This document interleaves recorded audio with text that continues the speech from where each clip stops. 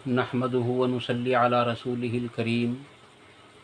अज़ीज़ दोस्तों, रमज़ान के फ़ज़ाइल के बारे में मैंने कई मुतअद्दिद अहादीस आपके सामने मुतअद्दिद वीडियो के अंदर पेश की हैं।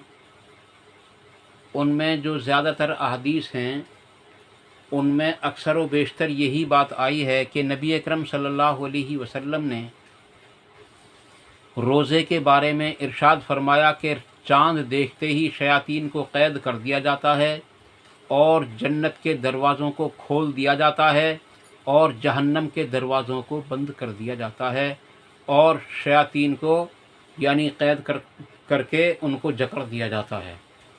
अज़ीज़ दोस्तों, इस ज़मन में ये बहुत सारी अहादीस हैं इसी मौजू से रिलेटेड, इसी मौजू से मुंसलिक बहुत सारी अहादीस हैं। आज जो मैं आपके सामने एक हदीस पेश करूँगा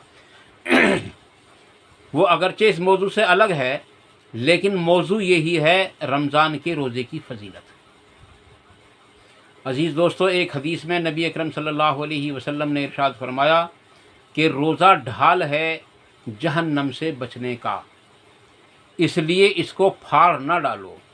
मैं उस हदीस को हुरूफ बहुरूफ आपके सामने बयान नहीं कर रहा हूँ, क्योंकि इस हदीस को मुफस्सल में इंशाअल्लाह इससे अगली वीडियो में आपके सामने पेश करूँगा और इसमें सिर्फ़ आपके सामने इसकी तमहीद बयान किए देता हूँ और इसका पूरा मफ़हूम मैं आपके सामने बताए देता हूँ। रोज़ा ढाल है जहन्नम से बचने का, इसको फाड़ न डालना। किसी ने अर्ज़ की, या रसूलुल्लाह सल्लल्लाहु अलैहि वसल्लम, इसको फाड़ा किस तरीक़े से जा सकता है? आपने फरमाया चुगली के ज़रिए, झूठ के ज़रिए और बहतान के ज़रिए और ग़ीबत के ज़रिए। इससे जो है ये ढाल फट जाएगी और इससे जो नफ़ा हासिल होने वाला है जहन्नम से बचने का, वो हासिल नहीं हो पाएगा। इसलिए रोज़े में ख़ास तौर से इन चीज़ों का एहतमाम करें। आज मैं एक हदीस आपके सामने पेश करूँगा, लेकिन मुकम्मल तरीके से उसको भी पेश नहीं कर पाऊँगा, क्योंकि कई रोज़ पहले मैंने वो पढ़ी थी और मेरे पास मुकम्मल तरीके से किताबें ना होने की वजह से मुझसे थोड़ी बहुत चूक भी हो सकती है। इसलिए मैं मुख्तसरन, ताकि चूक ना हो मुझसे, मैं मुख्तसरन उसका थोड़ा सा बयान आपके सामने पेश किए देता हूँ। नबी अकरम सल्लल्लाहु अलैहि वसल्लम की हदीसों से हम सबको मालूम होता है कि जन्नत के दरवाज़े हैं 8। जैसा कि मैंने आपसे पहले भी बतलाया कि जन्नत के दरवाज़े खोल दिए जाते हैं, 8 दरवाज़े खोल दिए जाते हैं और एक दरवाज़ा भी बंद नहीं रहता। एक हदीस में कि रहमत के दरवाज़े खोल दिए जाते हैं और एक हदीस में ये भी है कि आसमानों के दरवाज़े खोल दिए जाते हैं। और इससे जो अगले अल्फाज हैं वो सब में बिल्कुल यकसां हैं। जहन्नम के दरवाज़े बंद कर दिए जाते हैं और तमाम शयातीन को मुक़य्यद कर दिया जाता है। अज़ीज़ दोस्तों, ये तो हमारी समझ में आ गई बात कि जहन्नम के जन्नत के जो दरवाज़े हैं वो 8 हैं और तमाम के तमाम दरवाज़े इस रोज़ेदार के लिए खोल दिए जाते हैं। अब मैं आपको बता, एक दरवाज़े का नाम है जन्नत के का रैयान। रैयान के माने भी मैं इंशाअल्लाह ताला उसी वीडियो के अंदर बताऊंगा कि रैयान के माने क्या हैं, कि क्योंकि ये भी मैंने नहीं देखा है अभी तक। तो वो जो दरवाज़ा है उससे सिर्फ रोज़ेदार ही दाखिल होंगे, इसके सिवा कोई और दाखिल ना होगा। उसी हदीस के अल्फाज हैं कि क़यामत के रोज़ एक आवाज़ लगेगी, कहाँ हैं रोज़ेदार?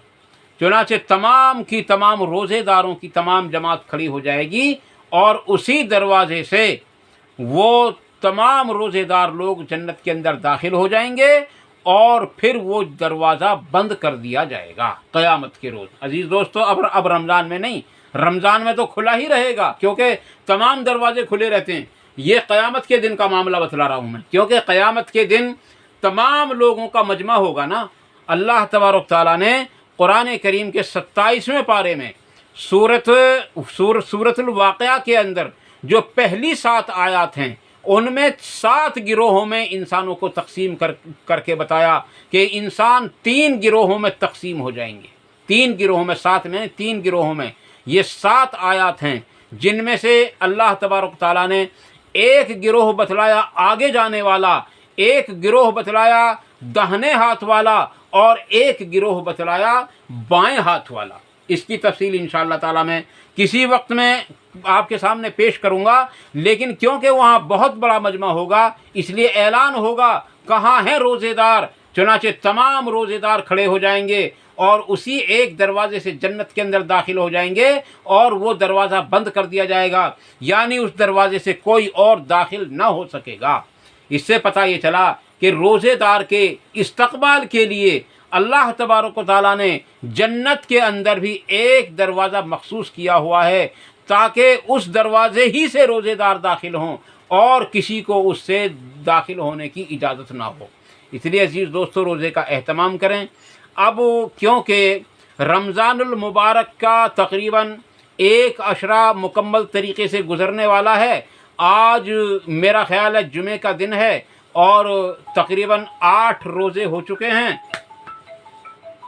8 روزے ہو چکے ہیں۔ اس لیے عزیز دوستو اس رمضان کے مہینے کی اس سے آگے تو کم سے کم قدر کر لیں، جو اب تک ہم سے گزر گیا وہ گزر گیا، اب اس سے بہتر یہ ہے کہ ہم اس کی قدر کریں، اور اس کی قدر اسی طریقے سے ہو سکتی ہے کہ ہم رمضان المبارک کے روزے رکھیں اور قیام اللیل کا بھی خیال کریں، اور قیام اللیل کا خیال رمضان کے علاوہ بھی کیا جائے، اسی میں ہماری بھلائی ہے۔ قیام اللیل کا جو خیال ہے وہ رمضان کے علاوہ بھی کیا جائے تہجد کی نماز کا۔ عزیز دوستو تہجد کی نماز ایک ایسی نماز ہے جس کو اللہ تبارک و تعالیٰ نے نبی اکرم صلی اللہ علیہ وسلم پر فرض کر دیا تھا، اور میں یہ سمجھتا ہوں کہ اس امت کے لیے یہ نماز نفل ہے، اور تمام علماء حق کا یہی قول ہے کہ یہ نماز نفل ہے۔ نبی اکرم صلی اللہ علیہ وسلم نے اس نماز کو 3 دن پڑھانے کے بعد جماعت کے ساتھ حکم دیا، حکماً ارشاد فرمایا کہ تم ہمیشہ اس نماز کو اپنے گھروں کے اندر پڑھو۔ اب جو لوگ ہم پر یہ انگلی اٹھاتے ہیں کہ صاحب یہ شخص جو ہے اس نماز کو گھر میں پڑھنے کی دعوت دیتا ہے لوگوں کو، یہ میں نہیں دیتا، یہ نبی اکرم صلی اللہ علیہ وسلم نے دعوت دی تھی۔ اب سوال یہ بھی کرتے ہیں لوگ، ایک اور سوال نکالا ہے ان لوگوں نے کہ جی یہ حضرت عمر فاروق کی سنت ہے، حضرت عمر فاروق کی سنت ہے۔ عزیز دوستو یاد رکھو، پہلی بات تو سنت کے معنی طریقے کے ہیں، اور طریقے کے بارے میں اللہ تبارک تعالیٰ نے قرآن کریم کے اندر صاف اور واضح بات کر دی کہ جو طریقہ محمد الرسول اللہ کا ہے وہ تمہارے لیے ایک نمونہ ہے، بس تم اس پر عمل کر کے آؤ۔ دوسرے اگر ہم تھوڑی دیر کے لیے مان لیں کہ یہ طریقہ حضرت عمر فاروق رضی اللہ عنہ نے نکالا، تو حدیث کے الفاظ کو چن کر دیکھیں، نکال کر دیکھیں، اس کو سمجھ کر دیکھیں۔ موطا امام مالک کے اندر حدیث موجود ہے کہ 8 رکعت تراویح کی اور 3 وتر کی پڑھانے کا حکم دیا تمیم داری کو اور کعب رضی اللہ عنہ کو، اور پھر پیچھے کھڑے ہو کر فرمایا کہ ان کے لیے بہتر یہی تھا کہ اس نماز کو یہ اپنے گھروں کے اندر پڑھتے۔ تو حضرت عمر نے تو کبھی نہیں پڑھی، ابو بکر صدیق کے زمانے میں تو کبھی نہیں پڑھی گئی، نبی اکرم صلی اللہ علیہ وسلم کے زمانے میں تو صرف 3 دن پڑھی گئی، پھر یہ سنت کیسے ہو جائے گی؟ حضرت عمر کی سنت بھی تب مانی جا سکتی ہے تب حضرت عمر نے اس کو جو ہے پسند کیا ہو۔ انہوں نے بھی پسند نہیں کیا تھا، انہوں نے بھی اس کو پسند نہیں کیا تھا، بلکہ بامر مجبوری ان لوگوں کو حکم دیا تھا جو فردن ایک 2 اکٹھے ہو کر کے جماعت سے کے ساتھ اس کو پڑھ رہے تھے۔ اس لیے تمیم داری رضی اللہ عنہ کو آپ نے حکم دے دیا تھا، اور کعب رضی اللہ عنہ کو آپ نے حکم دے دیا تھا کہ تم اس نماز کو جو ہے ان کو 11 رکعت پڑھاؤ، 3 تراویح، وتر، قیام اللیل، اور 3 یعنی 8 رکعت تراویح قیام اللیل یا تہجد پڑھاؤ، اور 3 رکعت وتر کی ان کو پڑھاؤ۔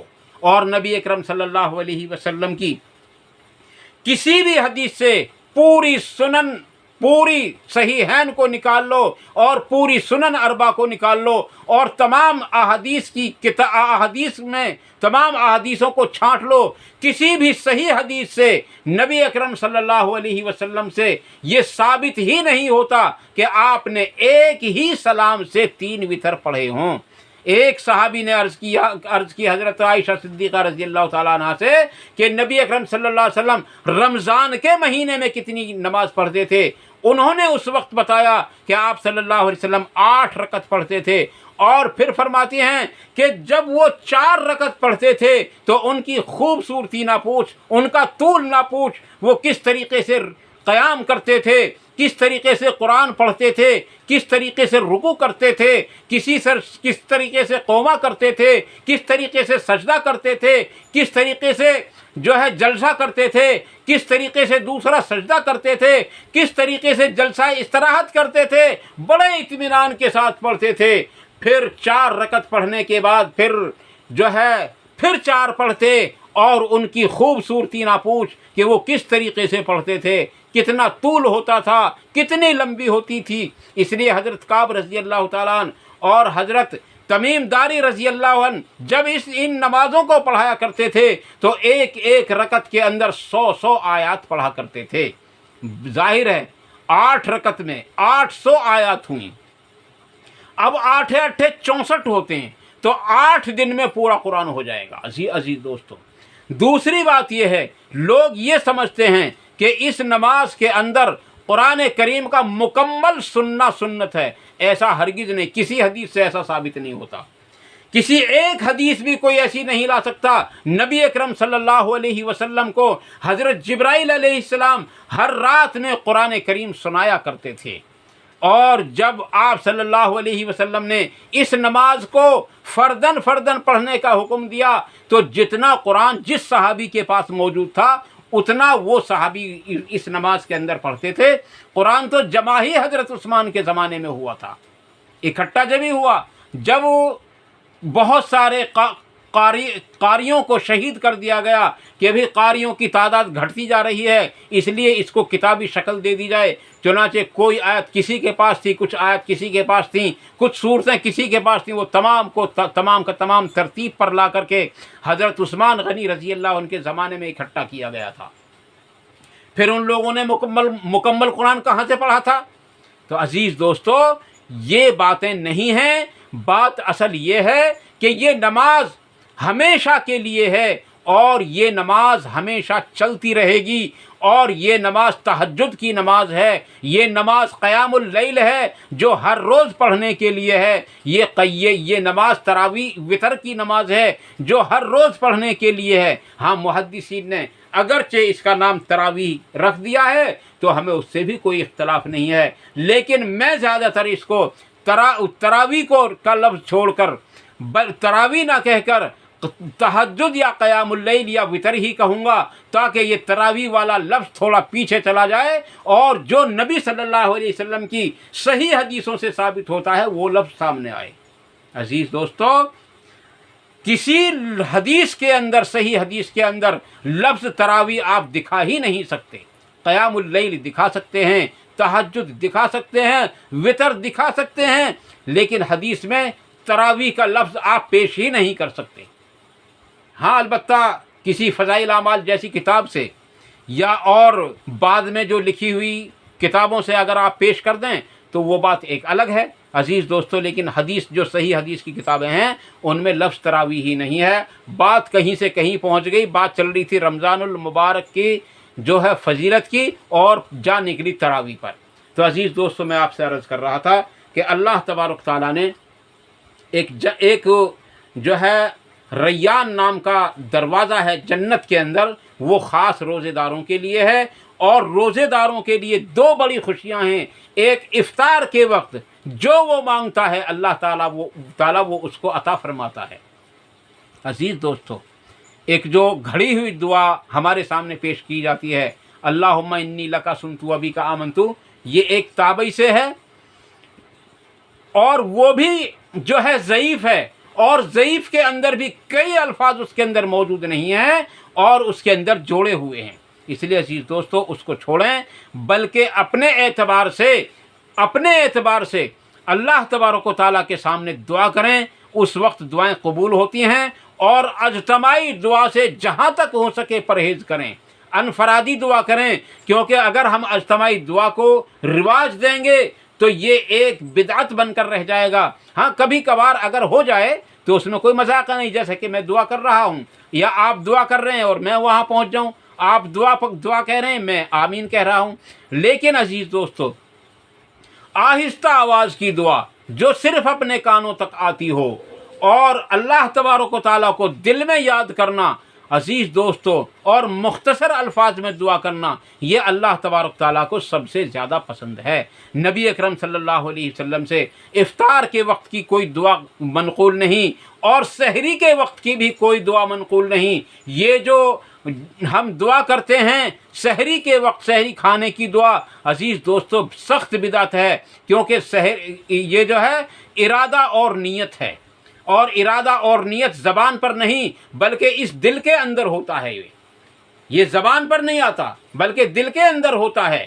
اور پھر ذرا اس کے الفاظ پر غور تو کرو، سحری آج کھائی اور کہتے ہیں غدن نویتو، یعنی کل کا روزہ، بس سحری تو نے آج کھائی ہے تو آج ہی کا رکھنا، کل کا کیوں کہہ رہا ہے؟ سحری آج کھائی، روزہ کل کا رکھے گا۔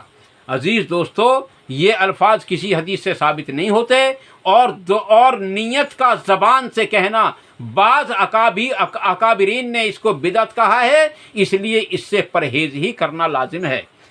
ارادہ دل کا ہوتا ہے، غسل میں بھی نیت ہوتی ہے اور وضو میں بھی نیت ہوتی ہے، کہیں جاتے ہیں اس کی بھی نیت ہوتی ہے۔ ہم نے تو کسی کو نہیں دیکھا آج تک بھی کہ غسل کرتا ہوں فلاں نماز کے لیے یا وضو کرتا ہوں فلاں نماز کے لیے، رخ میرا ٹونٹی شریف کی طرف۔ تو اس طریقے کی جو باتیں ہیں ان سے جو ہے پرہیز کرو۔ دل میں جب ہم کھڑے ہوئے ہمیشہ کی نماز پڑھنے کا ارادہ ہم بنا کر کے چلے تو، اور ہمیں پتہ ہے ہمیں سب سے پہلے فرض پڑھنے ہیں، یا 4 سنتیں بھی پڑھنی ہیں، یا اس کے بعد 2 سنتیں پڑھنی ہیں، اس کے بعد ہمیں وتر بھی پڑھنا ہے، نوافل بھی پڑھنے ہیں، تو ہمیں زبان سے کہنے کی ضرورت کیا ہے ان تمام باتوں کو؟ کیا اللہ تعالیٰ دلوں کی باتوں کو نہیں جانتا؟ عزیز دوستو زبان سے نیت نہ کہیں بلکہ دل میں ارادہ کریں۔ اللہ تعالیٰ مجھے اور آپ کو ان مختصر سی باتوں پر عمل کرنے کی توفیق عطا فرمائے۔ وآخر دعوانا ان الحمدللہ رب العالمین۔ سبحان ربک رب العزت عما یصفون وسلام علی المرسلین والحمد للہ رب العالمین برحمتک یا ارحم الراحمین۔ والسلام علیکم ورحمۃ اللہ تبارک و تعالی وبرکاتہ۔